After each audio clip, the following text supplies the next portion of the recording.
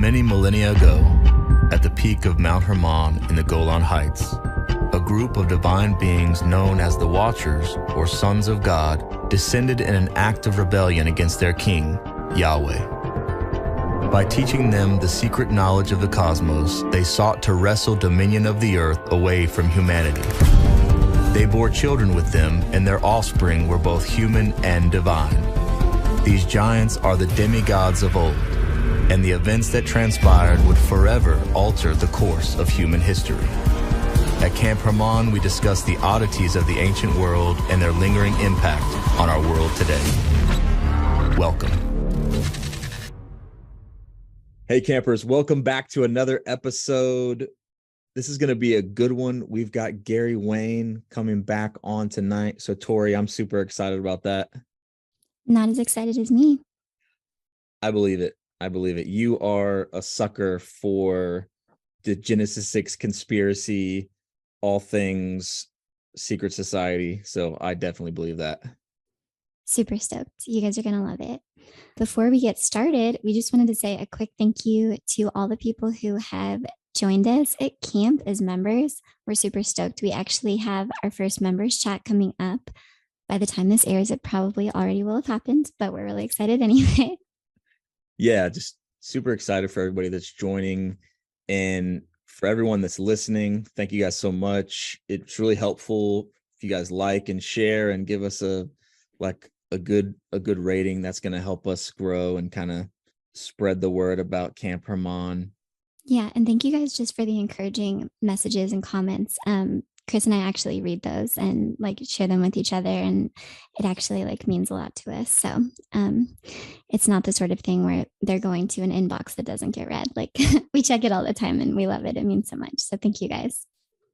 And if you're on Spotify and you leave comments there, those are hard for me to see. I don't see those that often, so I do try to get to them. But if I'm being honest, Tori, it's one of those things where I think I have to publish it to be able to respond to it, because there's no option on the back end for me to respond to those comments. So I do see those, but if you really want to comment on what we're doing, find our Instagram or our Facebook, and we respond to all those. Not so much when it comes to the comments on Spotify. So if you want to get heard, go to Facebook or Instagram for that. So tonight, as I mentioned, we've got Gary Wayne coming back on. Super stoked. I'm still digging into his book. It's like an encyclopedia of information, which it's one of those books, Tori, that I'm probably going to end up reading 3 or 4 times, and then also just coming back to for various references. And I'm really glad that I got the ebook, because I can do a search, a keyword search in the ebook, which is super helpful. That's really handy. Actually, I had not even thought about that. I'm probably going to get the ebook as well, just for that reason. Yeah. So his book is The Genesis 6 Conspiracy, and you can find it on his website at genesis6conspiracy.com, as well as on Amazon. I think I bought the ebook through my iPhone, so whatever Apple Books is. So without further ado, Gary Wayne, thank you for coming back on. Well, thank you for inviting me, and thank you for reading my book. And I too have the ebook version, the Kindle version. That's and obviously I have some hard copies as well. But I find that just if you're looking for something quickly, like for keywords on something, you can just find things so much more quickly. So if somebody is referring to a specific page or paragraph in my book, when they get a hold of me, I'll just Google the important, well, not Google, but search the important words, and I'll get to it right away, because I don't have all of that memorized.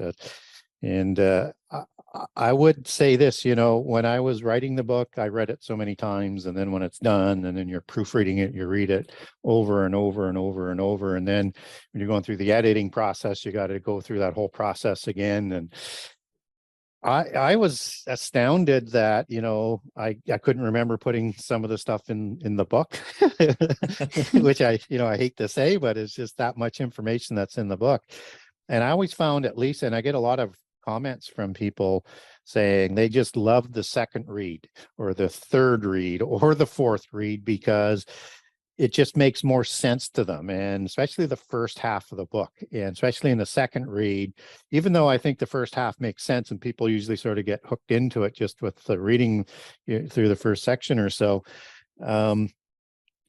it becomes so much clearer after you've read the second half again and then come back. It just, because it just has that stuff that's connected all the way through the book that it just sort of lights up for people. So I have I should have, this is my sort of tongue-in-cheek joke.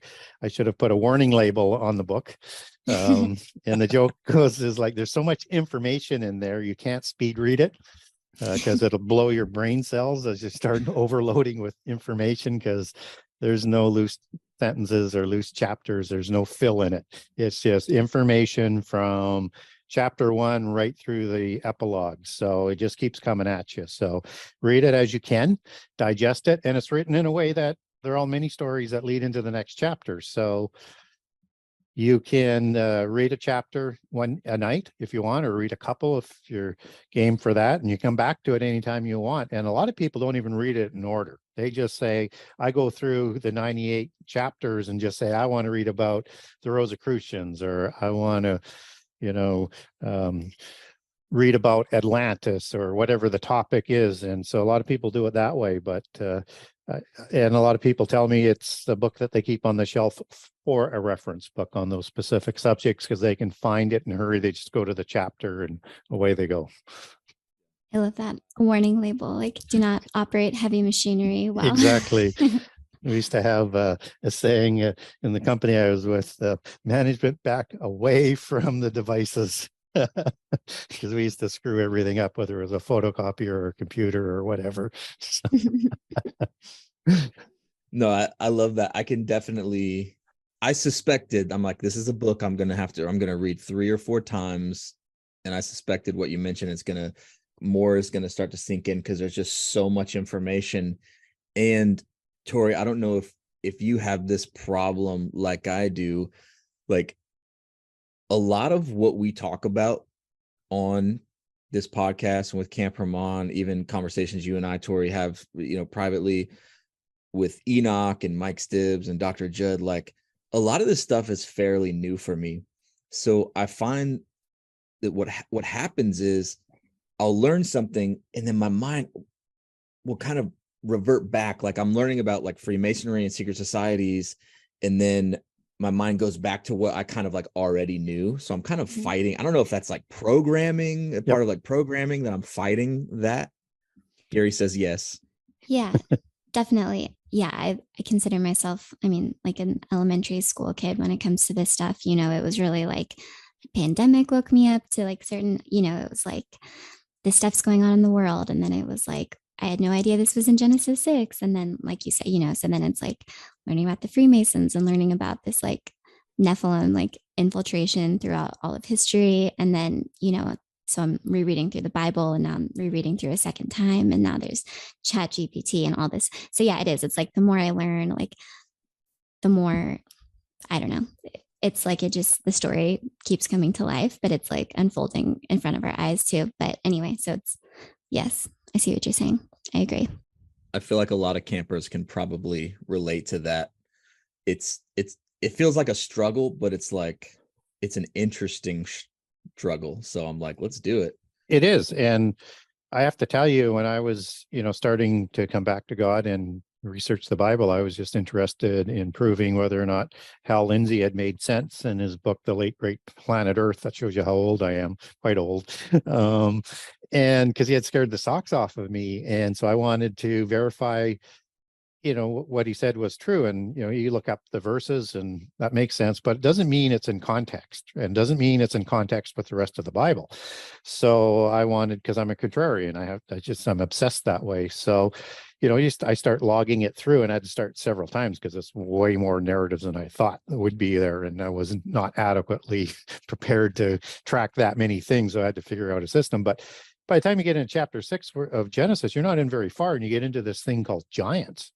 And it's that cognizant dissonance just comes ringing back, even though I'm prepared. I'm thinking about the prophecy and end time prophecy, Antichrist, fallen angels, all these things.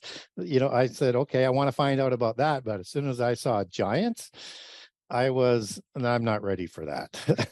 But that keeps coming back up. But what I found was in all of the research that I did is as unsettling as it can be, and the desire to go back, as if you could take a pill and go back and unlearn what you learn, like in the Matrix. But I couldn't go back, and I learned that it's better to deal with the unsettling nature of these topics, because it brings a sense of understanding not only our hidden history, but what's going on today and where we're going.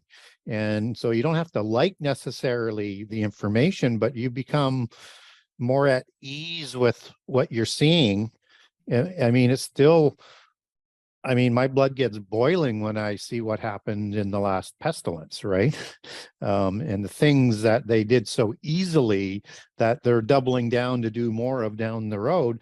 But I understood what was going on. And then on the other hand, you had people going around and saying, well, the shot was, the mark of the beast. And it's like, no, it's not that. It may be part of the technology of it down the road as it develops, but let's not get too far over our heels, because one of the things that Christians really have to take the risk off the table, which I don't believe we will, is to lose our credibility, because we have a temptation to say he's Antichrist. And they're wrong every time, especially when they're naming the presidents. But or New York City is Babylon, or the rapture is going to happen tomorrow, or just, we can't have that, because when people are going to need to hear our clear voices the most, they're not going to believe us. Yeah. Wow. Need to be careful of crying wolf. Yes, exactly. Sky is falling. It will, but it's not here yet. Yeah. Yeah. So, Gary, I thought it'd be really neat to talk about the British royal family, their bloodlines, just because we just had the coronation of King Charles just about 4 days ago.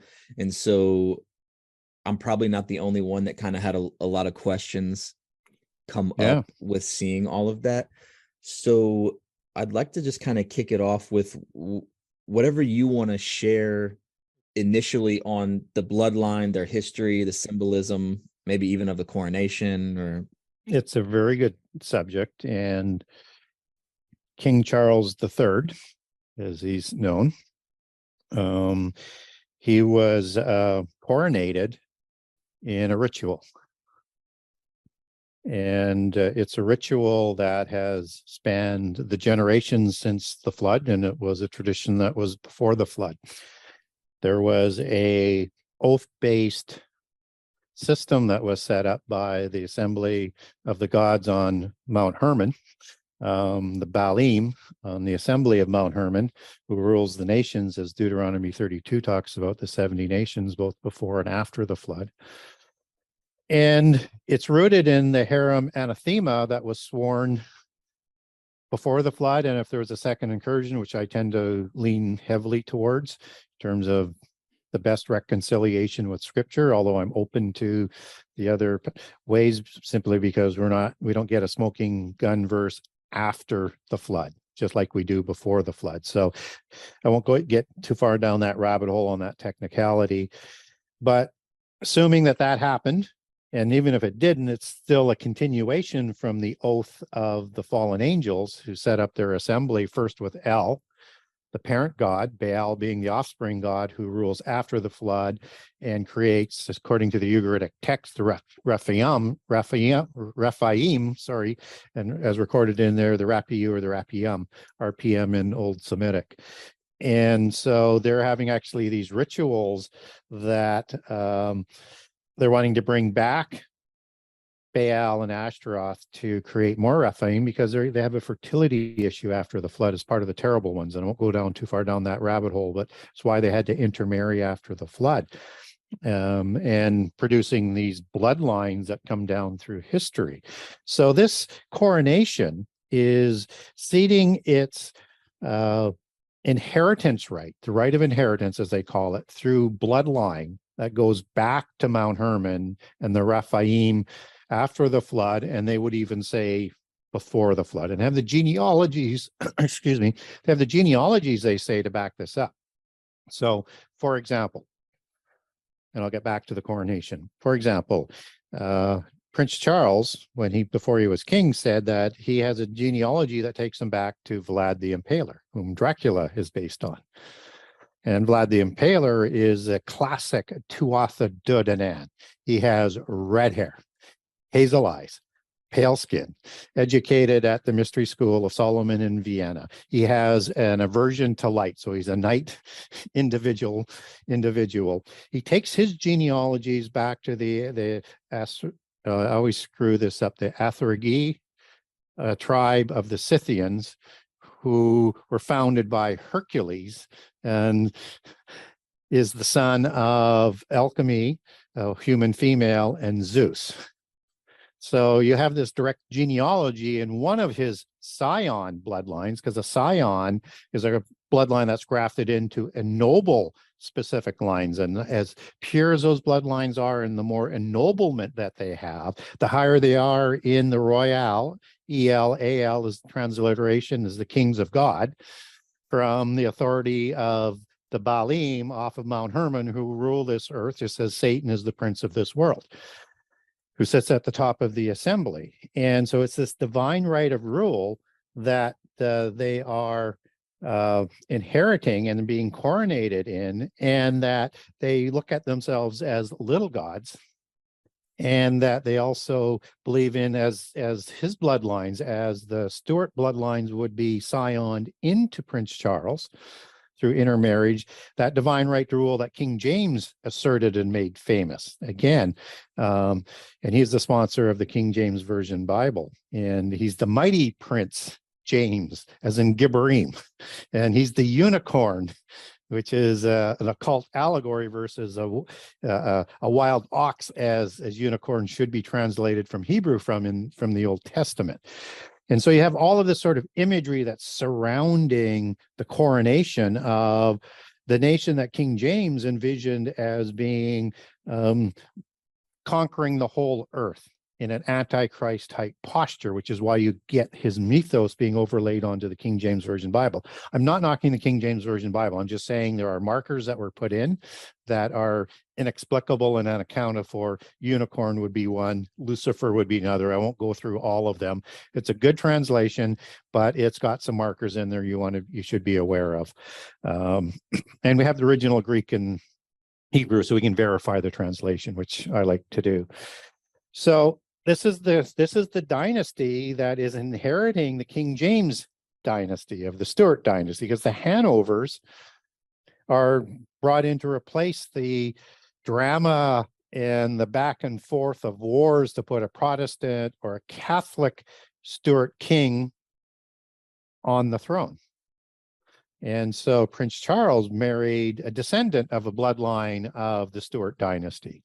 So William actually might be even more of a better candidate, because the Stuart dynasty, which was founded by Robert the Bruce and changed name through intermarriage because he didn't have a son. It was a female his daughter who married into the Stuart family, and the bloodline goes down from there. And it's the Sinclairs that were part of setting up the Robert the Bruce dynasty, who were the founders of modern Freemasonry. And there's another St. Clair, and because St. Clair was the ancient name to Sinclair, it's just a transliteration for St. Clair.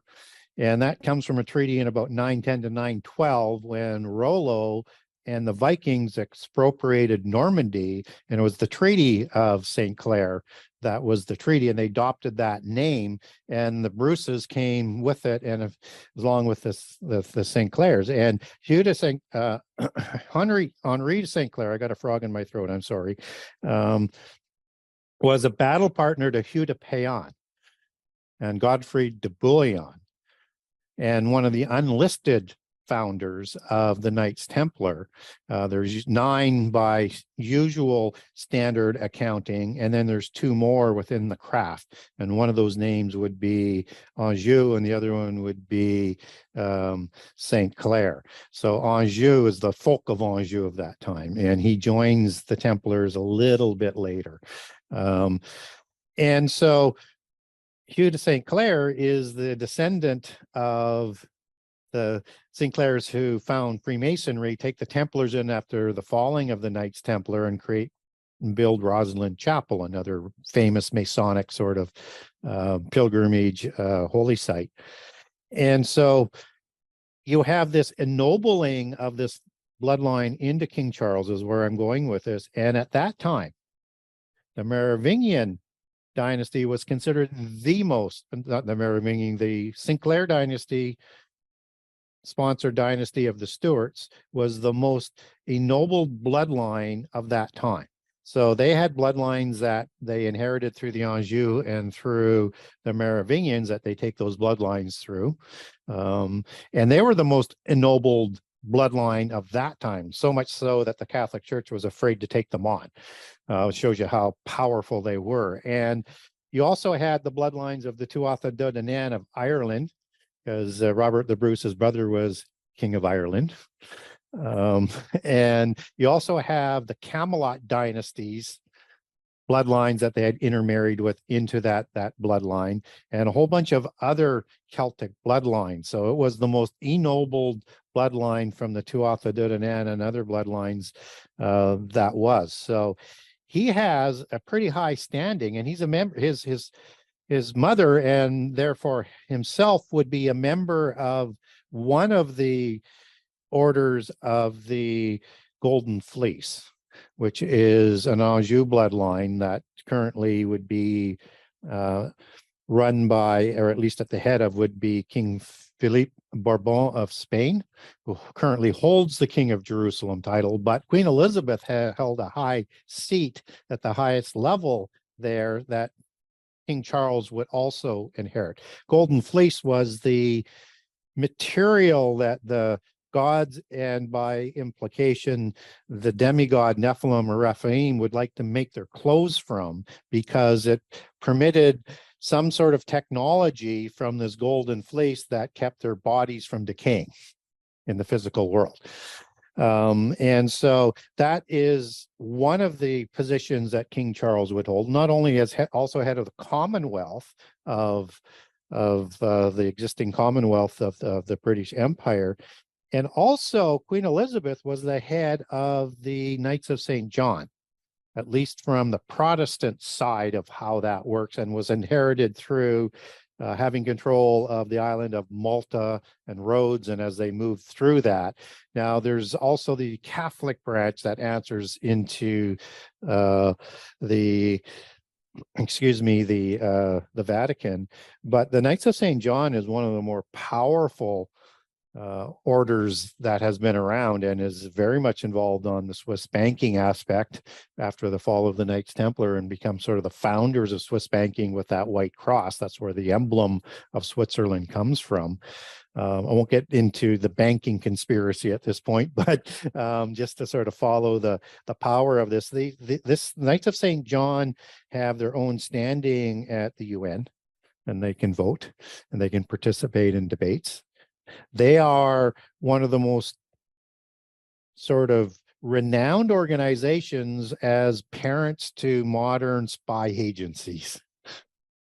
And one last thing on it, and then I'll stop on his pedigree. And so the high-level members of the Knights of St. John have to be of royal blood, but of ruling royal blood. So as whether or not they have a country or not, but the recognized throne, and a lot of them sort of remain in the sideline, but not the first son. So it'd be like the second son. So they would be members of it. Now, with Harry leaving, that probably leaves a void there, because he should be on the board of the Knights of St. John. I don't know whether he is or he isn't, but they would have to have another replacement to represent their family at the lower level with King Charles at the top. So the Hanover bloodline comes from Germany, right, to replace the Stuarts, and it's from that German bloodline of the Kaisers, basically, that were overthrown, that scioned into grafted in bloodlines from the Vlad the Impaler bloodlines, the Dracula, son of a dragon bloodlines that go back to Hercules and Zeus, who is depicted as a serpent god. So I kind of want to ask two questions, and you can answer whichever one you want first. These orders, like the Knights of St. John and the Order of the Golden Fleece, are these considered like secret societies or fraternities, or they operate that way? Yep, they are. Okay. They're initiatory orders with oaths. They are that polytheist, oath-based system, and you have organizations that are outside the Roman Church and organizations that are inside the church. So the Jesuits would be another one inside the church. Opus Dei, sort of modern Masonry or modern Christian Masonry, as they were known when they were founded. They would be based on that. And most of the monk orders within the Roman Church are oath-based as well. And those monastic orders are based on the Essenes, who are, supply, I would say, about half of the organizational structure to modern secret societies. The other half was imported through the assassins by the Templars. So you have that amalgamation to the Western organizational structure. Okay, I lied. I want to just ask that one question, and you did answer it. I lied because I have another question that I want to ask instead. When you talk about oath-based, Yep. You made the connection to Mount Hermon and the Watchers coming down and the oath that they made that we see in the first book of Enoch. Do you think in Matthew 5:34 through 37, Jesus talking about essentially don't take oaths, let your yes be yes and your no be no? I'm kind of paraphrasing. Do you think that's is he speaking kind of directly to that, and it's directly related to that? Yep. Okay. It is. And God, and it says not to take oaths like throughout the Bible. It's not just one verse. And I have several of those quotes that open up the chapters in the Genesis 6 conspiracy. The reason is this, is that God will hold you accountable to that oath. So whatever you're swearing to, he will hold you accountable to. And so if you want to get an example of how he will hold you accountable to that oath, just look at Israel and the Holy Covenant and the oaths that they swore to uphold that covenant. And God told them up front, you can either have your future fulfilled through the blessings of the covenant by fulfilling the Holy Covenant, not knowing that they wouldn't be perfect and there was atonement for sins, or it will be fulfilled through the curses of the covenant. If you continue to rebel or backslide, which they did, and our history is a result since then of them not fulfilling the covenant and having time play out through the curses of the covenant. Now, they're going to be brought back into the covenant in the last 3.5 years, and they're going to accept the Messiah and be part of the supper of the Lamb in time for that at the Battle of Armageddon.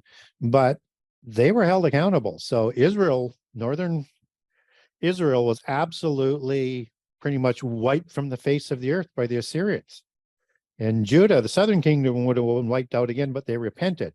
So lost Israel was lost into the nations. They'll wake up in the end time, but they've had, since 721 BC, almost 2,800 years of accountability, whom God had already sworn to forgive, but that's the size of the accountability. And then later, in about 587 BC, Judah had continued to backslide, and they were taken into Babylon. Now, they weren't sold and lost into history because they still had the covenant to complete through the curses and bring about the Messiah. So there, a remnant was allowed to come back and resettle. But then again, they continued to violate the covenant, and then they didn't recognize the Messiah, and the Roman Empire dispersed them around the world, destroyed their city. People will be held accountable for their oaths. And one other example on how strong these oaths are, and this is probably the best example I can talk about. It comes in Jude chapter 1 with Moses.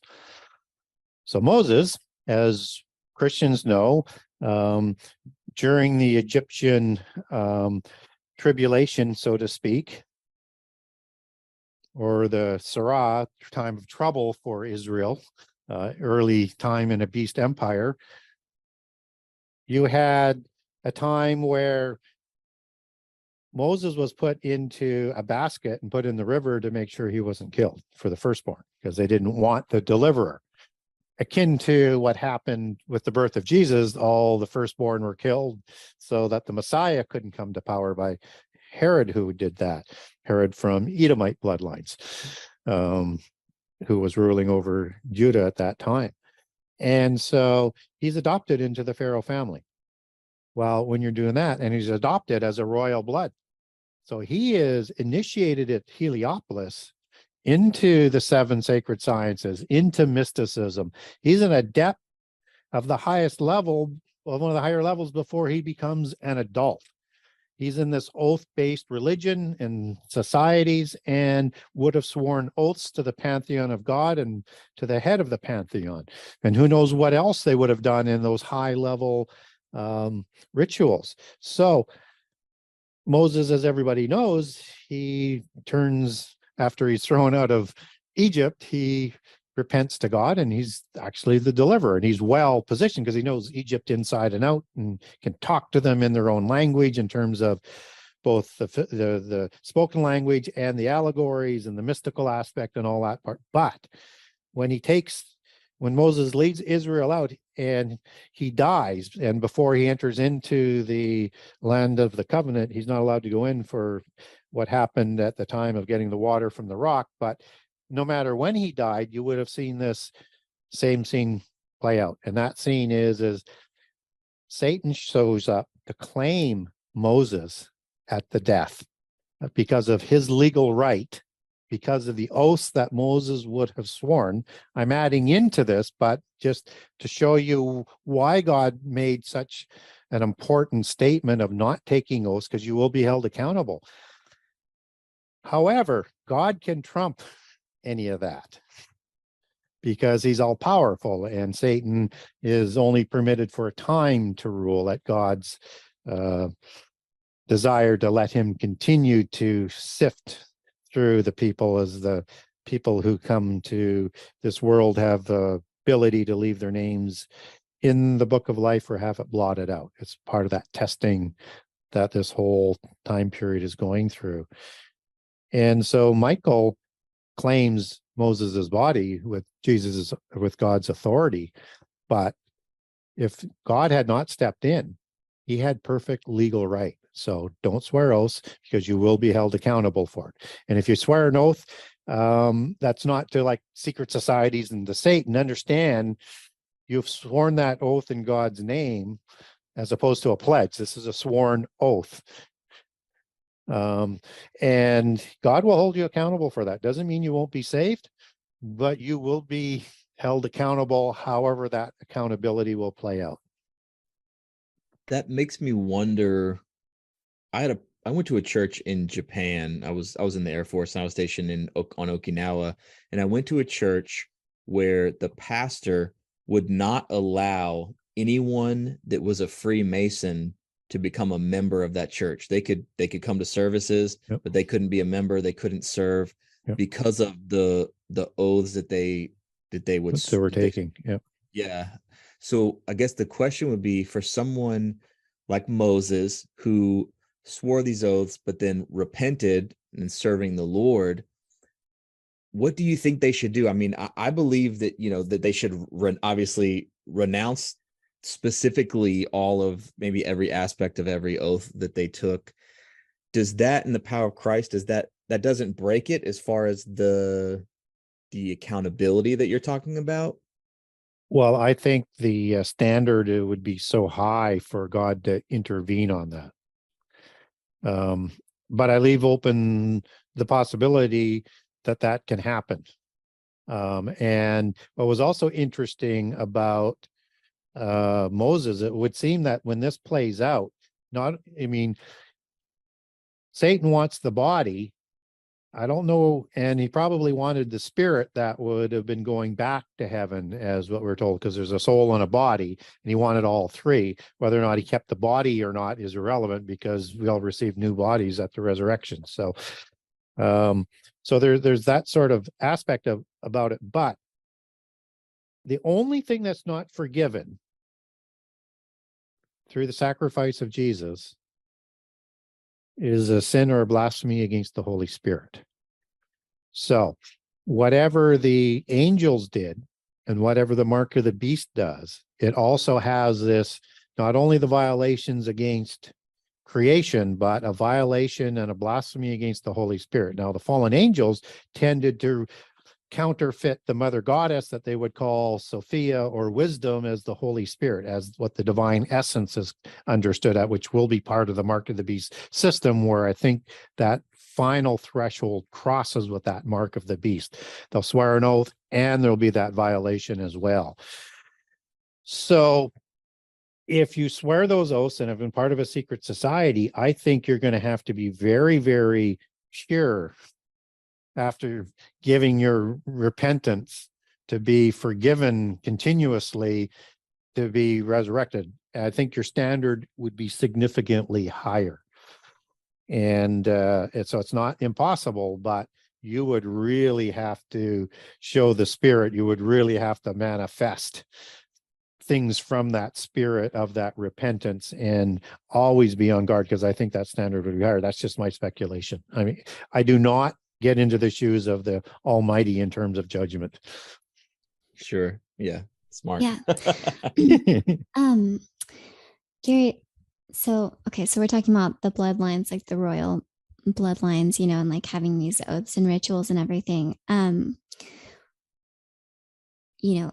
We've talked a little bit, we have friends who have experienced this. Like, I don't totally want to like implicate my own family or whatever, but like, what happens if like someone in your bloodline was involved in something like that, like Freemasonry, or was like taking those oaths, and then like if you as a born again Christian, like how does that work? You know what I mean? Like, do I need to worry about like any curses that could be on me from like, previous generations who did something like that? Or what are your thoughts there? Oh, we lost Gary. Oh no. I shouldn't have asked. Obviously, this question was too much for the tech overlords. Hey everyone, so we are back with Gary Wayne. We actually started recording this episode a long time ago, started getting into the thick of a conversation about Freemasonry, and right when I started asking a question about family history and bloodlines, as far as oaths and Freemasonry go, we got cut off. Gary lost his connection, and it was kind of interesting timing. But anyway, so we're back with him again tonight. We are just going to pick up where we left off. So Gary, I had just asked you before we lost you, what happens if someone in your family bloodline made some sort of oath or placed some kind of curse on your family?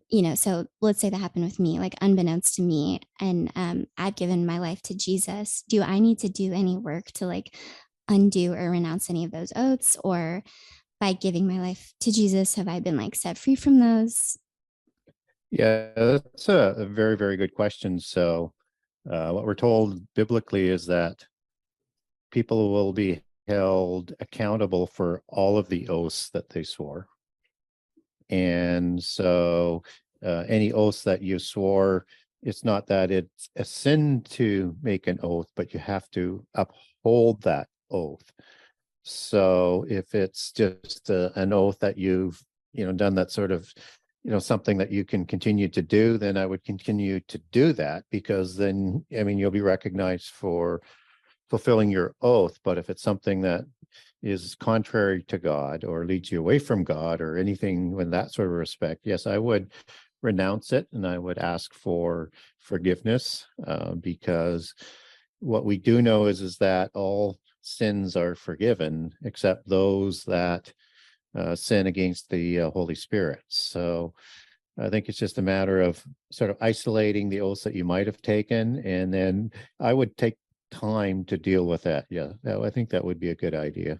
Yeah. And so just to be clear, it wouldn't be any oath that I've taken. It would be like something that could have happened in my family history that had nothing to do with, you know what I'm saying? Like a past generational thing. Oaths, yeah, oaths tend not to be passed on to their offspring or relatives or anything like that. That's individual. That's between you and the maker or the gods that you're swearing your oaths to. And so I would not worry about that aspect of it. And anything, whether or not people have DNA that might come from the fallen angels and the Nephilim and the Rephaim, or blood types that might be there, again, none of that is you should be concerned with, because again, you're not held responsible for things that you're innocent of, and you have no choice in that matter. So it's what you do and what you believe that's most important. And that even if I would even pass that on to the offspring of the giants, even in maybe in the first few generations. We know in Old Testament law that the sins of the father are not passed on to the third or fourth generation. Now, that's a specific law for the people of Israel because they're held to a higher standard as a nation of priests. And so if a offspring of a giant who's being brought up into mysticism decide and make, let's say, first generation of the original giants, if they were to ask for forgiveness, if they were to have faith in God, faith in the tripart nature of the Godhood, then one would expect that they would be forgiven. They would be held accountable for anything that they might have done to that point, but one would presume that they would be held, they would be forgiven of those sins, unless again it was a sin against the Holy Spirit. That's a whole different ballgame. So as far as curses, it's certainly in a polytheist belief that you can curse and that you can help towards, I would say, implementing that curse. But typically that takes the participation of demonic spirits and or fallen angels to really sort of carry that out, unless you're going to physically do it yourself on that curse. And again, those curses could only be passed on if you had the support of those sort of demonic individuals. And there are occasions, and I've heard stories with communication where people who are a specific member of a family, and that I think there is in certainly some of the families where you have this sacrificial ritual where one individual has to be ostracized from that family, and you have to do everything you can to destroy them, and they become accursed. And it's like a qualification to continue to receive the benefits of the bloodline, the benefits of the money stream, knowledge, and anything else that they're offering. So in the polytheist belief system, they hold a lot of power over people, whether or not it's actual legitimate power or not. But if those individuals had sworn oaths and then were being sacrificed, then one would expect that demonic spirits would be in support of implementing that curse, as I would understand it. From a biblical perspective, we get a couple of curses, but you have to have the authority of God to make a curse. And even the fallen angels are very, very, very careful of crossing the lines of the things that they should or shouldn't do. And certainly angels, when you have that situation with Michael and Satan, he is not cursing Satan. He's only rebuking him in the name of God and the authority that he has. So curses are rare biblically, but we get a couple of them. And they're both combined into what I call a prophecy curse. So the first one, for example, would be in Genesis 3:15, after the Nahash, the serpent, deceives Eve and Adam and then Adam from eating from the tree of good and evil, and they're being ostracized and they're being punished from Eden. But the serpent is held accountable too, that the woman will step on the serpent's head, and that it's going to become accursed. And that's going to continue to play out in that sort of prophetic line of the two different bloodlines that I think is fulfilled with the serpentine Nephilim of Genesis 6, created from seraphim, serpent-faced, six-winged dragon watchers.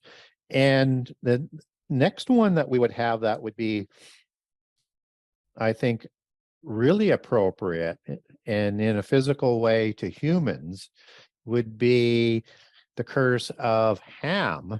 That isn't actually cursed to Ham.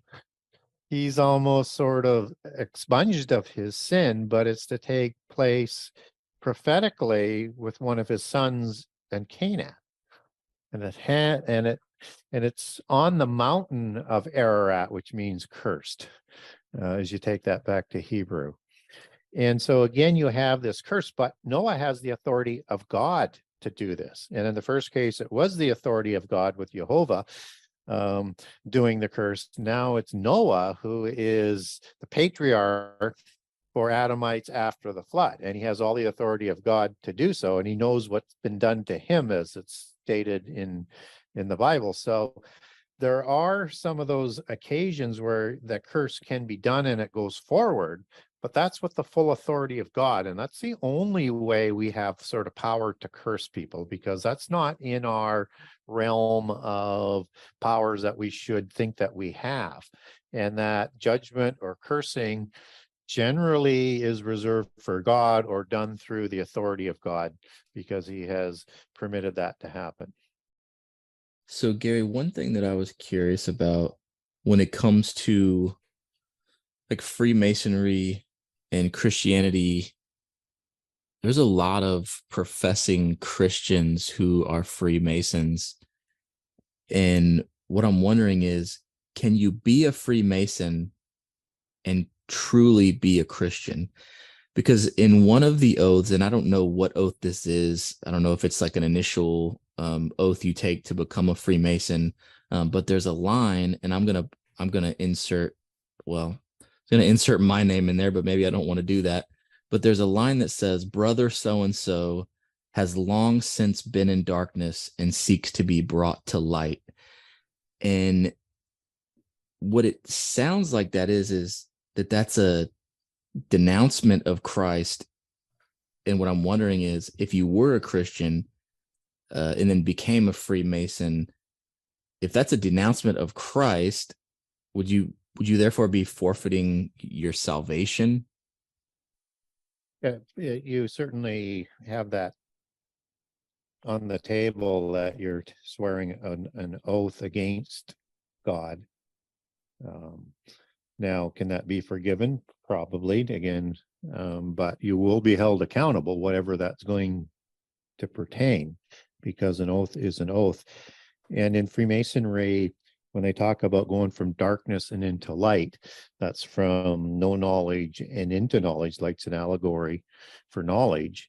It can also mean an allegory that light is their belief system, polytheism, and darkness is monotheism, and that darkness is God, that they would consider, let's say in that movie Doctor Strange, as the Dark Lord of the universe, and Lucifer, as you learn at the first degree adept, at the 33rd degree Scottish or third degree Yorkite, that the light is Lucifer or Satan or the great architect of the universe, and all the other names that he may have that are part of his attributions. So Yeah, there's a distinct notion there that there's, in their belief system, that Satan is the equal of God, but God is a powerful angel and equal to Satan, and they're in this perpetual conflict.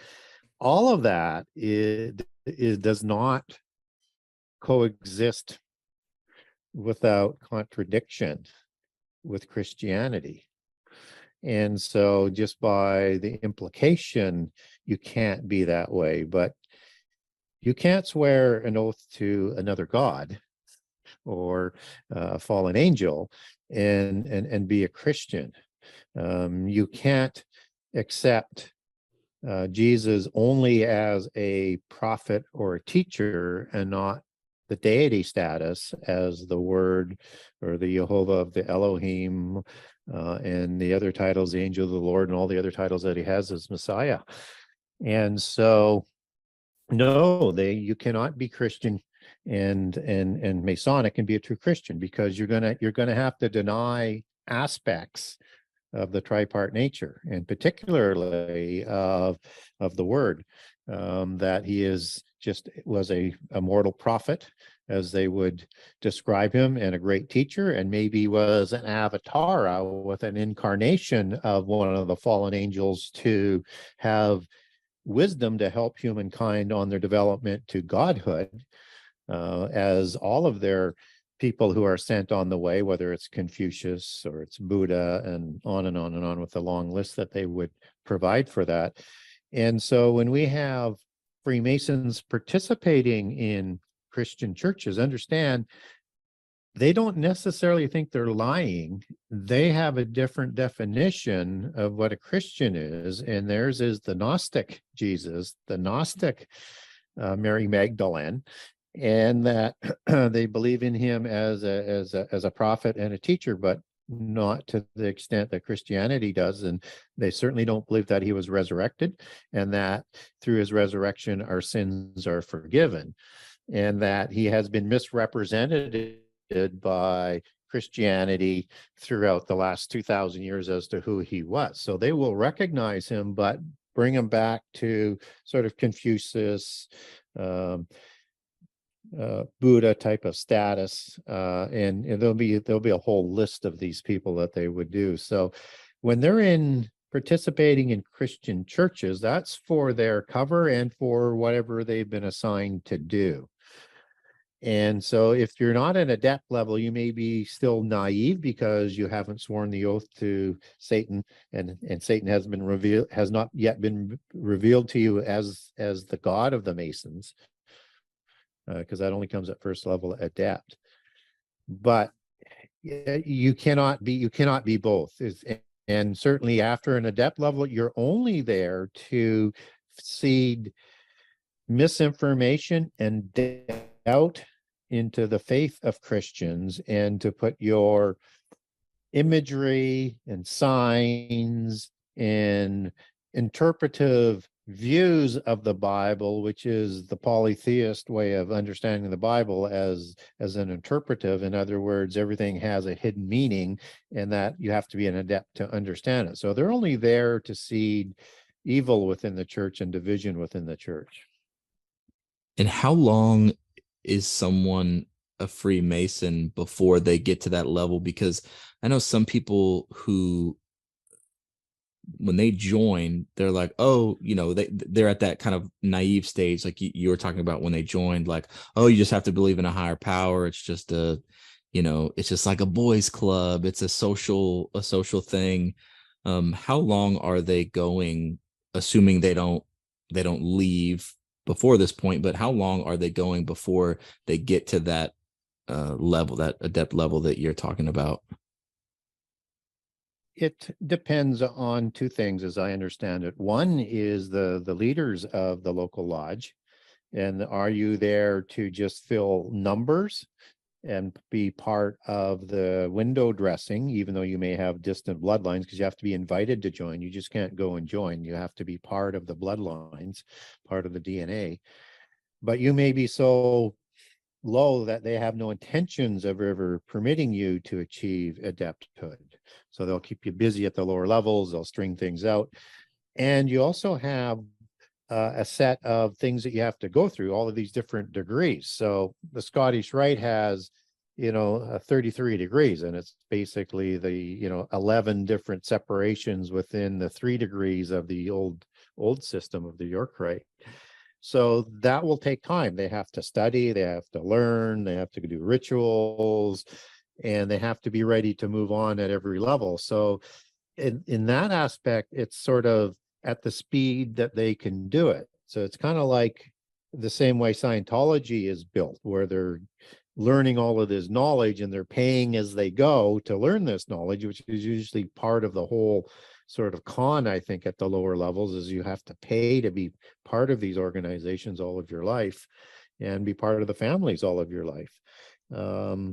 So it's really, up to that individual if they're one that would be considered worthy and not mundane to become adepthood. And they looked at everybody below the first level of adept as mundane and not worthy, and certainly not worthy to receive the truth.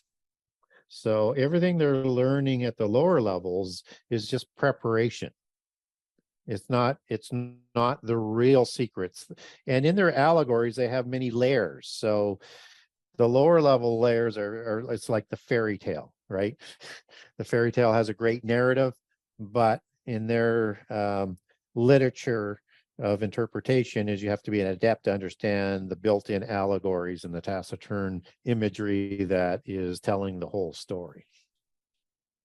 I'm wondering if you could speak on their involvement in human trafficking. I've had multiple conversations with people who have trouble wrapping their head around Freemasons being, anything more than just a social club, but B, these same people tend to have trouble grasping how real and how serious human trafficking is.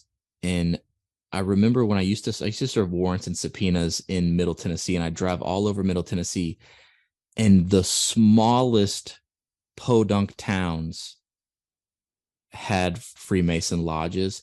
And so I just used to think like, well, you've got these networks of Freemason lodges in like almost every city in the country. And I'm not sure like worldwide how widespread they are, as far as are they in every kind of medium or major city around the world.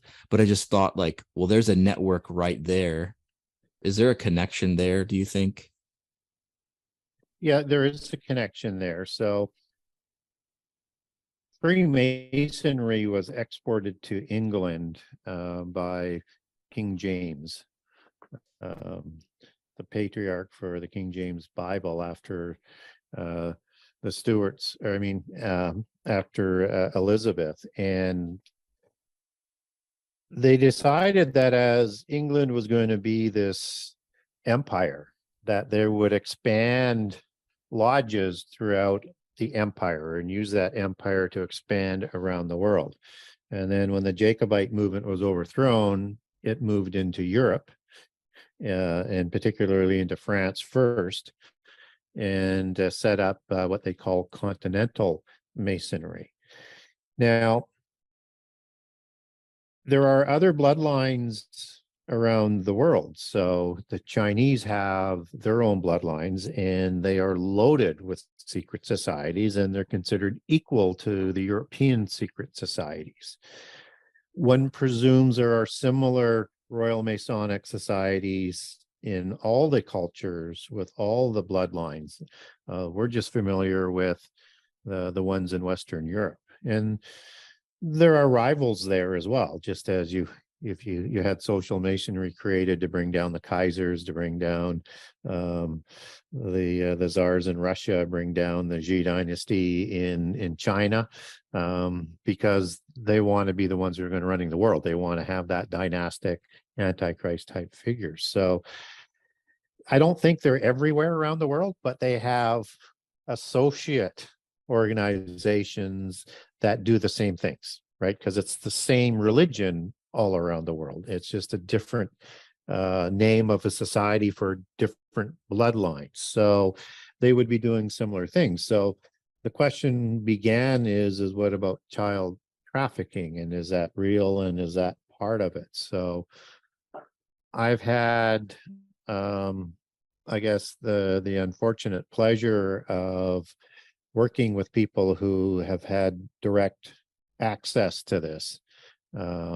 Some who live in Indiana who fight against, and that has the most centered concentration of Freemasons in North America is in Indiana. So there's some interesting things that are growing there. And I think it has a lot to do with the elm tree that is very important with their thelemic tree organizations. But that's just my theory, but they continually put themselves on the line there and rescue people from these human trafficking and rituals and child molestation and all sorts of horrible things that go on at the adept level on the rituals. And I also know people and currently work with one. I'll leave the names out.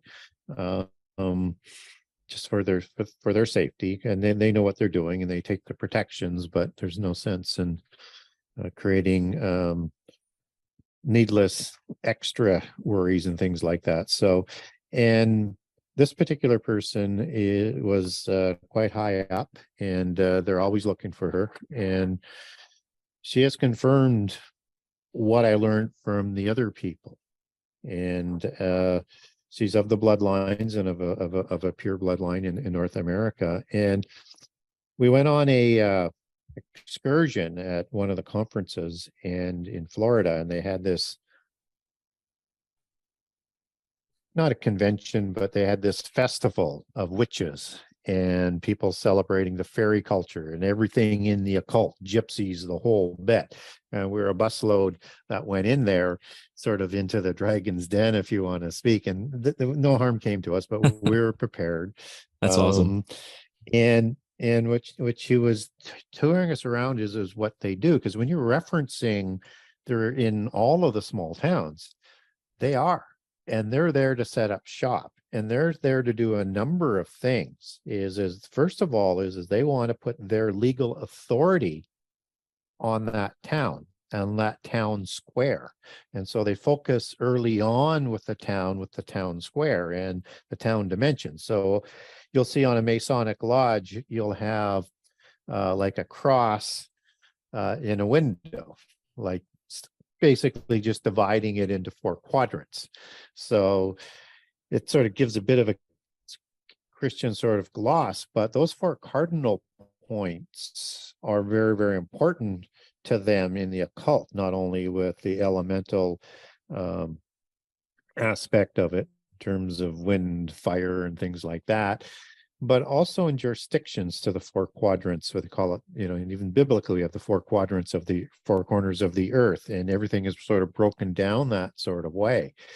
So they set up shop where, and we got to tour it, where they'll have on the north and south, they'll have either a Masonic temple or a legal building that is set up of some sort. It could be a courthouse, could be a police station, things like that. And then on the east-west axis, they'll have 2 churches that were built within this square. And so when we went there, we saw the Masonic Lodge on the north, we saw a police station on the south, or a fire hall, I can't remember which now. And then they had 2 churches that were set up. And then I was thinking about my own hometown in Canada, and we have a fire hall on the north axis, we have a courthouse on the south axis, and we have 2 churches on the east and west, one Protestant, one Catholic, and set up perfectly like that. And then she said, we're going to go look for a large tree that was cut, like an elm tree, which is a very important part, and they would use that as an altar and do secret rituals, at night and on certain festivals and sacrifices there. And it has to have a water source that was there. So that was located and found, and when we were there. And then I was told that they burrow into the earth. So they have these tunnels and underground buildings and all of these systems that they can go down into, again, to do rituals and for protection for down the road and whatever they're plotting down the road. And I think they're foreseeing war. And so like in Revelation 6, where it talks about, the 25% destruction within the seals of the complete earth and the great war, that they are running into those caves for protection. And it's so horrible, they actually think it might be the day of the Lord. So what was interesting about it is I'm kind of, okay, I'll watch, I'll see, I'll sort of analyze myself. But then when I thought about my own hometown, and I know there's a Masonic lodge there, I thought, that's set up exactly like my hometown.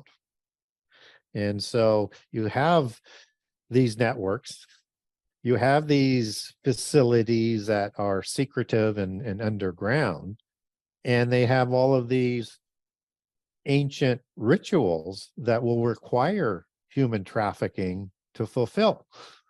And everything is in place to work together around the world to do it. So, if you have places where you have an opportunity to have open borders, you just increase the ability to do more of those kinds of evils. And so it's not that I think that people ought not to have a good life, but that's not the reason why migration is permitted when it shouldn't. And you look at the human trafficking that's going on with the U.S. border right now. And then when you understand that, and a good example for this would be the Lee family and the G's, they're the head of all of the triads and all of the mafia organizations in the Chinese system, because it's all bloodline orientated, and they're all bloodline. They're working, sort of as the polar ends of the government and the underworld, so to speak, that are controlling the whole culture and people from poles apart perspectives, but driving them in a certain direction. And then when you look at the mafia that we have that was exported from another gens country of the Julia gens, and we see that set up, and they're all initiation organizations as well. And they have a godfather at the head, and they're doing the same thing in North America as they do in Europe, as they do in China. And they're working in partnership, and they never get taken down in a way that is real. Only when they break whatever rules that are sort of set down will there be any action that's taken against them. And you see these organized, initiated gangs that are doing the human trafficking across the border in the US. Who do you think they're delivering many of those people to? They're all connected. You just have to understand the organizational structure, and you see exactly what's going on. It's just a horrible thing to contemplate. But the people that protect them and the people who are doing their bidding, they do pure evil, but they don't think it's evil, because the people that they're doing it to are like cattle. And that's what they think of us is like cattle. And so it's perfectly fine. Kind of a ends justify the means. Yeah. In their mind. Is it safe to say that wherever there's a Masonic lodge, that there's human trafficking and human sacrifice going on in that city? Or would it depend on if that particular lodge has people that are high up enough that are performing those type of things? Or is that stuff happening at every lodge? You would have to have quite a large lodge to have those type of rituals going on, because there's just not that many adepts, especially in a small town. But if you understand the organizational structure, is that you have to be 5th degree in the old system. So 1st degree, or I'm sorry, you have to be you have to be 2 degrees higher than the first degree. So that you got to be 3rd degree. And I'm doing the math on the old system to be what they call a regional master for the lodges. So you're like a regional manager. So you would have a kind of a more central head office sort of location there. And I think that's where you would see most of that. And they would bring their people in for regular meetings on certain dates. And just as you have the council, in Washington that meets regularly and around the world. And so that's likely where you're going to see more of that. But where there's enough population and within the larger centers, you would have that. You would probably see more of that going on. So I would say more limited in the smaller towns, and have to be more careful in the smaller towns because everybody knows everybody, and anybody that new is a bit out of place. And so, yeah, I would say probably more at the regional offices and higher. Okay. Wow. Just my speculation. What do you think the people at the higher levels, like 32nd degree, are doing? Like, what do you think that they're responsible for? And I guess I'd like to preface this question with like, I really don't know much about Freemasonry actually at all, except for like our prior conversation about this. But what I'm kind of comparing it to, I do know a lot about like The Sopranos. So I know about like, I don't know, I guess I'm just trying to think, is it kind of almost like organized crime, or is it like open organized crime because they like do good thing, quote unquote, good things for the community, but then are there like made guys, and like does human sacrifice look like actually like sacrificing somebody on an altar or like Bohemian Grove, or can it look like, doing like a hit job or something like in The Sopranos? Yeah, they're the flip side of the same coin. They may do it in a different way. And one of the things that you see sort of for what would happen more on a macro level is that war and rivalry going on. And I wouldn't look at that as a ritual sacrifice, although you could make a case for that. So, but I would expect that whatever they're doing in behind closed doors with all of the made people and all the different godfathers, there are things that are going on that would be similar, because that would be considered like an adept level. So, and they're more provided that and taught within the house from childhood, again, more like a bloodline sort of system, so a higher up than what Freemasonry would be. So 32nd degree, unless you're pure blood, you're not an adept yet. That's in the Scottish rite. You have to be 33rd degree, but within the bloodlines of the royals that are initiated from childhood and become an adept before adulthood, they like to call themselves a 32nd degree adept. But they're not allowed to take the title somewhere between 25 and 30 years old as an adept. So they like to use that sort of title. So you have to watch with the two terms. And one is, I think they created the 33 degrees to have a little bit more camouflage for the for the royals. So yeah, I would say there would be, certainly at the upper levels, there would be a lot of similar things that would be going on. Absolutely. So for anybody listening that has family or friends that are Freemasons, can you give us some advice on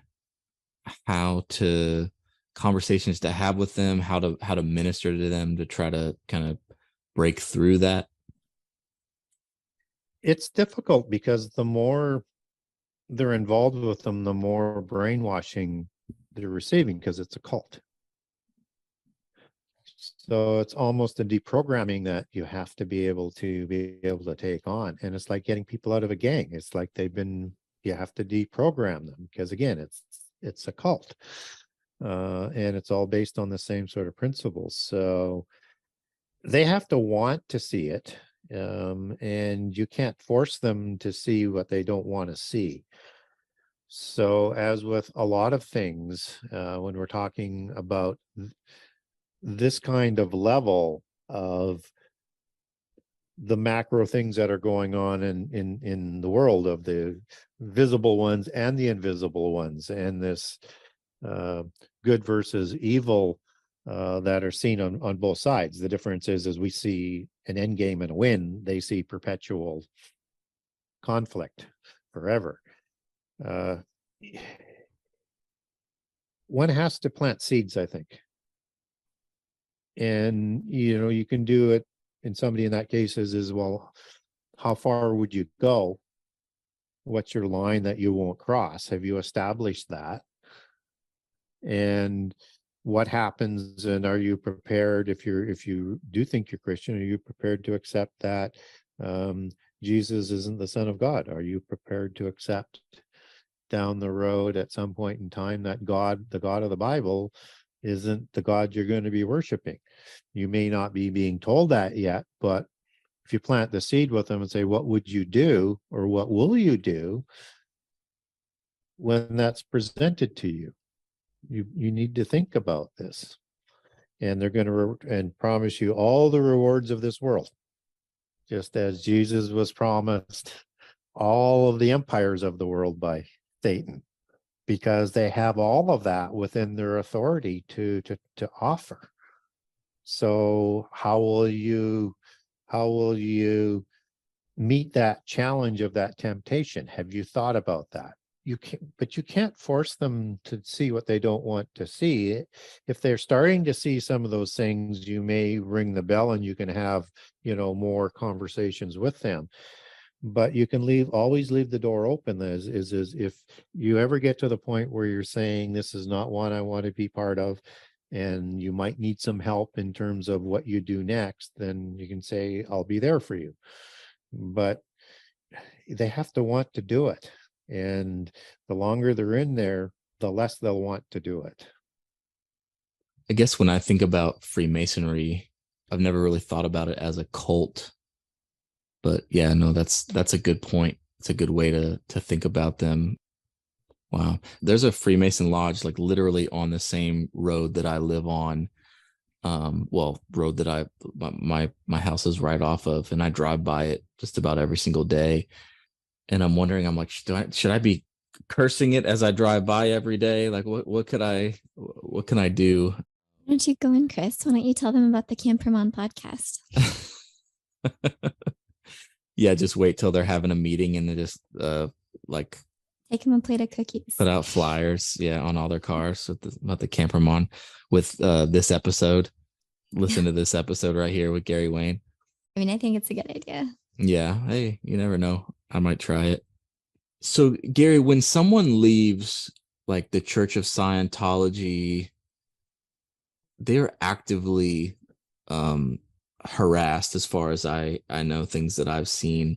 Do you know what the repercussions are for someone who leaves Freemasonry? I'm assuming at lower levels they probably couldn't care less, but at those higher levels, I would imagine that they would want to try to come after them, maybe even try to kill them. Yeah, I think there's repercussions at all levels. It just gets greater the higher you go. And they swear on an oath unto death not to give up the secrets. And so a lot of people say, well, they don't carry that out. But then why would you take an oath to your gods, plural, on that? So, and there's a lot of people that, they have strange deaths who are involved with the money and the bloodlines. So, and just with the mafia is you can't get out. They're going to harass you. So again, you see and try and kill you. And so there's a lot of parallels to that, but it's at the higher level where, at the adept level, where they really take those oaths serious and will try and hold you accountable. So it's not that you can't get out, but you have to know you're going to be watched for the rest of your life. And they're going to try and make life miserable for you. And if that looks like you're going to cause any sort of grief, they can demonstrate they can get to you anywhere. I mean, look at I'm trying to think of the individual that was involved in sex trafficking and died in prison, that was involved with Bill Gates and the Clintons. Jeffrey Epstein. Yeah, they can get to you anywhere if you're a threat. And it's if you're entering into the waters with the sharks, you remember they'll turn on you if there's any blood in the water or any nick that you receive, and they'll find a way to get at you. They have that much power. And for people who don't think they have that much power, I look at what happened, and he's still alive, but the amount of attempts on his life is just is said to be, it's a secret number, but it's said to be a crazy size of number. Is that Trump, who wouldn't have been super high level of bloodlines, was part of the left, was part of the power group, wasn't permitted to run for president, turned against the left, decided that he would push back on some of the globalist ideologies and have a larger role for the US, and the whole Western world rose up against him and are still wanting to get him. And if there's somebody who should fear for his life, it's probably him. And it doesn't matter whether you support him or not, but it's a classic example of the organizations and the power and their reach. They have the ability, they have control of the modern Stasi in the US, the modern Gestapo, and they're using that. The politicization of the DOJ is on full display, that if you don't pull their line, they will destroy you. And that if you do work with them, they'll protect you no matter what, until you might create too much damage, and then they'll let go of you to a very large degree. And so, yeah, this is something that people ought to take serious, and it goes on in plain sight all the time. That's how much power they have. Have you experienced any kind of, I want to say, backlash from any of those kinds of organizations with your book, with teachings that you do, where you're essentially exposing who they really are and what they really do? Of course, and it sort of comes and goes, and you have to take protective measures when you do this, because if you don't, you're just sort of asking to be a martyr, and nobody should go out of their way to be a martyr unless that's what you're destined to do. So I think if you want to get the information out there, you have to take some protective measures, and I do. And yeah, I would be not truthful if I don't say that they try and get at you all of the time. Not as much in the last few years, but it comes in waves, and they're always trying to make things difficult for you as you're doing things out there. So people need to be aware that there are risks, but I think I weigh the risk and do what I can to awaken people. And I'm not a high degree of risk for them, though, because again, so I don't get probably the same type of attention that Epstein got, at least to this point, because I'm not revealing things of very high, powerful individuals that isn't already out there on the public record, so to speak. So, but we have to remember that they are a very, very large worldwide organization.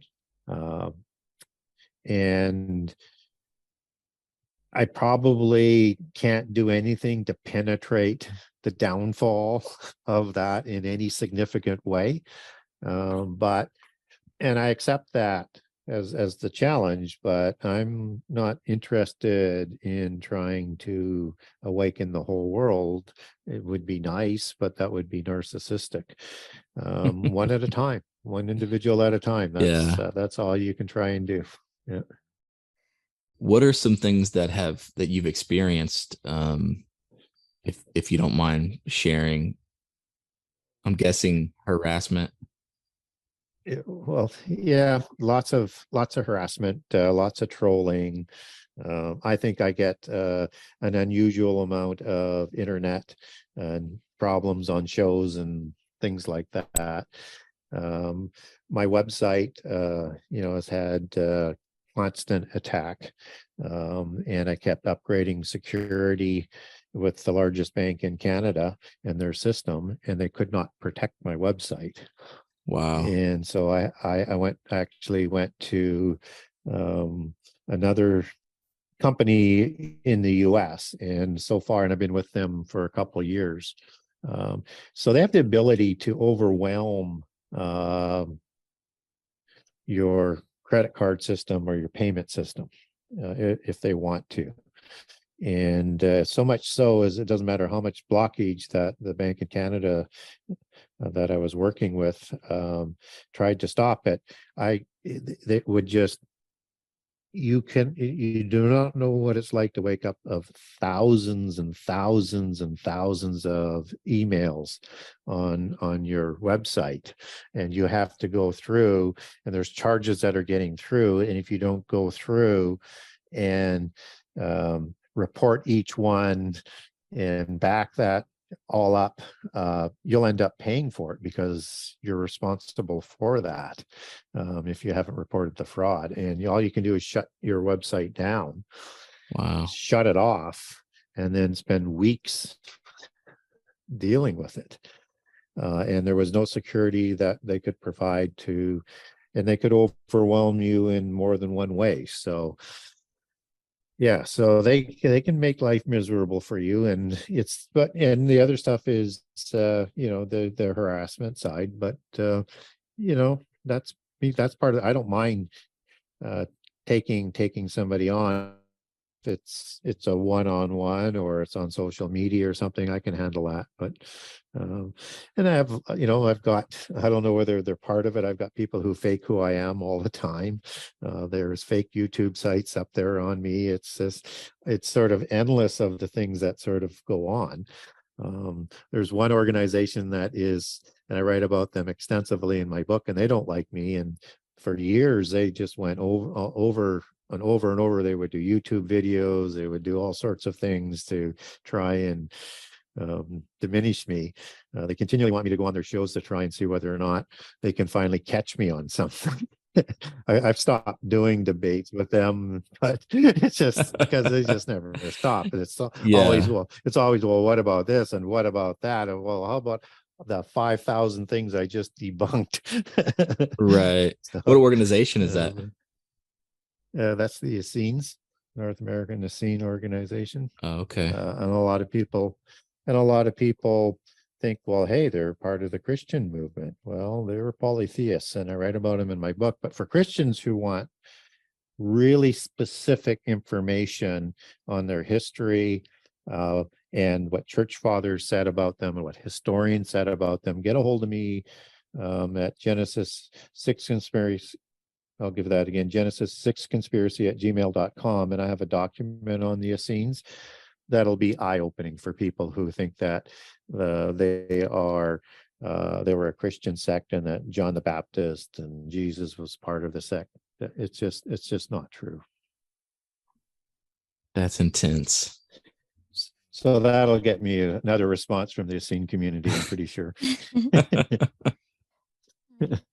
Carrie, I don't know if we mentioned this already, like the last time we recorded, but like, how prolific would you say this is like in American politics? Because I've heard that basically like every president we've ever had has been a Freemason. And we were actually at a conference a couple weekends ago, and somebody there, I want to say it was Justin Brown, showed me like the Mason handshake, which I guess like kind of if you watch, like if you watch these people in debates or whatever, like they'll get up and shake each other's hands. And I don't know if you can tell on camera, but like I think that there's like a specific like Freemason handshake they do.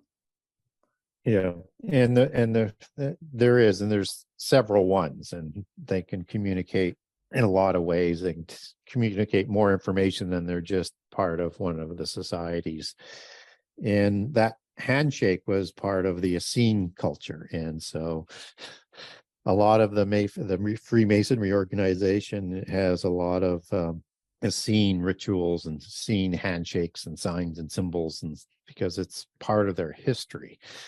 So that's very, very true. And you were talking about being connected in terms of bloodlines, I think is what you might have been referring to. There was some research that was done, and I haven't researched the last couple of presidents, but up to President Bush for sure.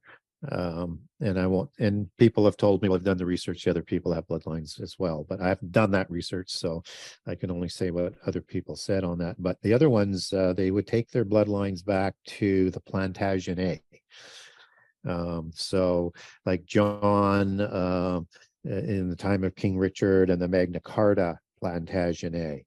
Well, the Plantagenet is a junior offshoot of the Anjou family. And the Anjou are a family that, and there's three different rivals of the Anjou family, but they all make claims to have the King of Jerusalem title. That was passed down from Baldwin II, was the first king of Jerusalem, crowned on a small rock and priory in Jerusalem, and passed down through the genealogies that came from the Merovingians and back into history, and so this long sort of bloodline. But in the U.S., there's an organization that answers into the thalamic tree of organizations, and there's these trunk organizations in the hierarchy. And so above the Freemasons is the Illuminati. And so the Bohemian Grove is one of these branch organizations that intersect and report into the Illuminati as an Illuminati organization. So not super high up, because you have to get into the Rosicrucians to have some purebloods at the top half of the 50%.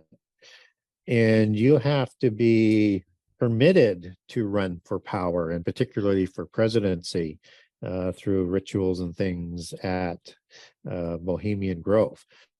So that would again sort of attest to that whole sort of connection. So, you had a couple of individuals that ran an election in the year 2000. You had Bush and you had Al Gore. They were both skull and bones Illuminati out of university. So when you look at establishment Republican, and that they like to call neoconservatives, and established Democrats, neoliberals, they're the flip side of the same coin. For sure. Yeah. I think we've discussed that just a little bit, but I say that a lot in my personal life. Like, it's pro wrestling. It's, yeah. Yeah. It's pro It's wrestling. fake wrestling. Yeah. Yeah. They're just putting on a show, but they go to the same parties. They ride in the same limo to the after party. They're buddies. Yeah. It's really obvious now. Well, really, that was the first thing that got me digging into this stuff, because like I grew up very, thinking like this, like the Republican establishment and like the conservative, like thinking that they were the good guys, and then but having a really hard time and thinking the Democrats are totally the bad guys, but then being like, wait, but like, why is George Bush such good friends with the Clintons? I don't get it. Yeah. So that kind of started this. Yeah. And the only defense is a populist movement.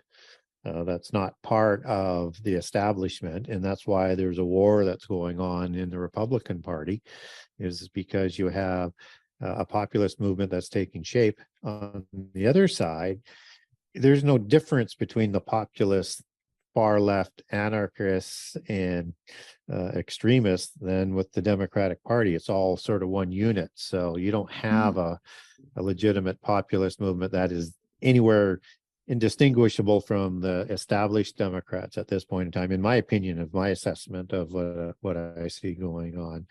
And so, yeah, the only way that Christians are going to be safe going forward is if they can complete the takeover of the Republican Party and the authority away from the establishment and hold on to it, and to start pushing back on the policies of the globalists and the polytheists. I want to go back to the human trafficking connection with the Freemasons, depending on how you answer this question. I wonder if you have any opinions on Tim Ballard and the Sound of Freedom. I've been seeing a lot of stuff on social media the last few weeks, maybe the last month or so, about connections that he has with maybe Knights Templar, Freemasonry. Do you know if there's anything to that, or is that just kind of fake news, so to speak? I've not done any research on him, so I can't really comment. I don't know whether he's part of those organizations or not. I would say that who he's a member of will be represented if he is part of any of those organizations and what he does. So keep an eye out for things like that. But I've not done any research on him. So, but it's common that they infiltrate everything with their people. Mm-hmm.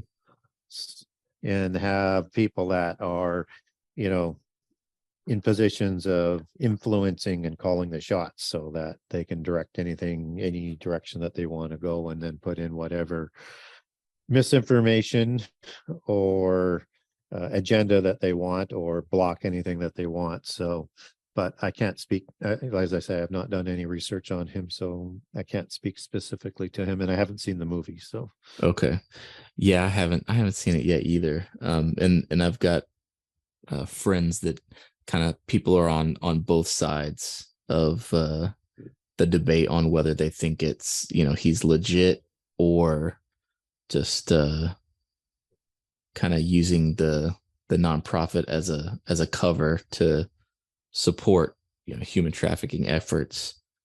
All right, so I want to talk about you have a sequel coming out to your book, The Genesis 6 Conspiracy. What's the release date for that one, and what can we expect out of the second book? yeah, so I was hoping for August or September, and I'm now out there saying it's going to be moved back a little bit.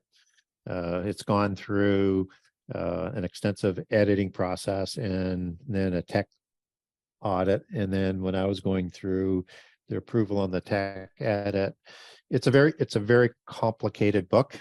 And so I want things to be consistent in terms of the spelling and names and things, in different languages and in history, there are many different spellings for the same word or the same individual or the same title. And so it's been more of a challenge on the editing process than I would hope for. So we're now looking for October, November. If people go to my Facebook front page, and I'll be putting out more. I've got a cover that's out there now, and we're just working on some more of the cover stuff today. So we're looking for then, and it's called Genesis 6 Conspiracy Part 2, How Understanding Prehistory and Giants Helps to Define End Time Prophecy. And this is a book specifically targeted at Christians. And I said I would never write a sequel to the Genesis 6 Conspiracy. You should never say things like that. I did. But I set a book aside that I'm 300 pages into to write this book. And so I spent the last 2.5 years on this book and the research going into it. But I received just so much communication, whether it's on social media, on email, on questions, is so much feedback that there's this sort of incredibly large sized quench or thirst that's not been quenched for Christians. And the issue is that the church doesn't teach prehistory or prophecy. Most don't. Let's say 99% don't. And they're not taught this stuff in seminary school, and they're told not to talk about it except on the certain talking points that they're permitted to talk on it. So, if indeed we're in the fig tree generation, and I think we are, but if we are, then the church leaders are going to fail their flock. But the people are waking up. People are wanting more information. So they're asking, how much information is there in the Bible on giants and all the stuff else that goes into prehistory, and how is that connected to end time prophecy? And my position is you can't fully understand end time prophecy unless you understand prehistory, because the whole context is there. And if one doesn't understand the term that nothing new is under the sun, and what was will be again, well, there's going to be some shocking things that people aren't prepared for, and our leaders aren't going to help us much. And even so much so is that even the elect will be deceived, if that were possible.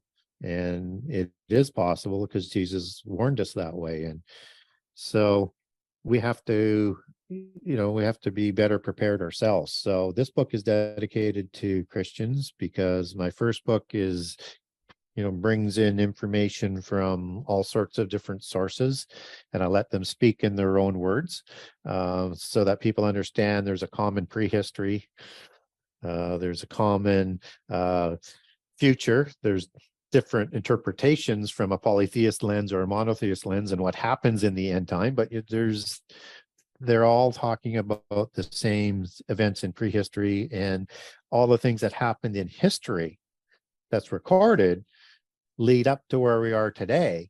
And so even though I wrote the book from a Christian biases, it was taking in information that's not always Christian, even though I measure everything against what was in the Bible. So people are saying, well, how much more is in the Bible? Because nobody has written a book like yours, and nobody seems to be doing this kind of research. And so I hint at a lot of things in the first book and on my shows that there's a lot more information in the Bible. So I go deep. I go very deep, and you can't cover it all. I didn't get it all in. There might be another one maybe down the road, but it'll be more fringe stuff.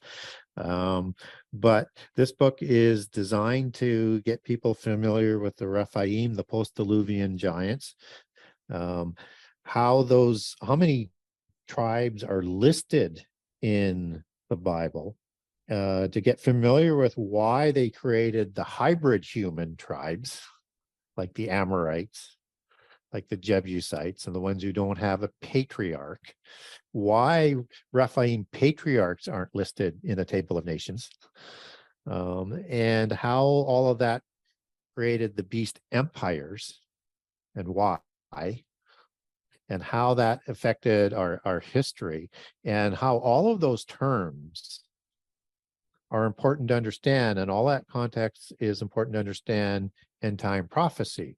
So then once I go through all of the different tribes and take them back to a patriarch, and some of them back to a specific fallen angel, and once I go through all of the campaigns of the giant wars of the Exodus, and I'll include the Genesis 14 war as well for after the flood, and all of the giant wars, and explain who these people are that David and Solomon are fighting and the judges are fighting.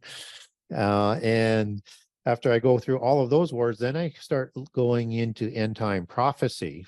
And I also do a little bit of bridging on some of the things on secret societies that I didn't talk about. You heard me reference the Thelemic tree tonight. I can't remember whether I did in May or not, but I cover off the Thelemic tree. I cover off the Jesuits that I didn't cover off.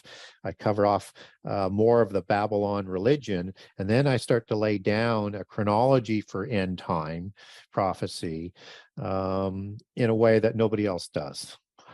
So there's this goes so deep. I take the hybrids back to a Rephaim patriarch.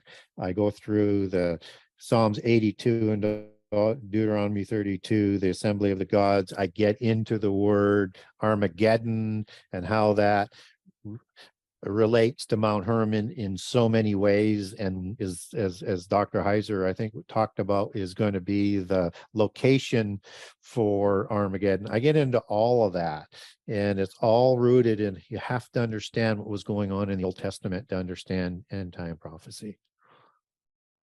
that wasn't the elevator version, but I wanted to give a pretty good idea what was in it. So Yeah, no, I appreciate that. That sounds amazing. I can't wait. We'd love to have you back on, when the book releases, to talk about it and help you promote it. when I get a firm date, I'll get a hold of you, or we'll just maybe block a date in November or something. And Okay. Yeah, that'd be awesome. We definitely we love your work, what you're doing. It's so extensive. I mean, just incredible. So yeah, I can't wait for volume 2. and you're gonna like it. I do have a specific chapter on Mount Hermon. Beautiful, beautiful. I love that. I do cover off the dual aspects of the Hermonim, HERNOMIM, and what that means, and to how the wording is indicating that there's also a people that are the Hermonim as well. So all sorts of things about Mount Hermon that I thought you might. Then I talk about, also have a chapter on the unicorns of Mount Hermon. So we go deep into what's in the Bible. So Wow. Yeah, no, I can't wait. I can't wait for that. That's going to be awesome. Well, yeah, Gary Wayne, we appreciate you coming back on with us. We always have a good time chatting with you, and we look forward to having you back on.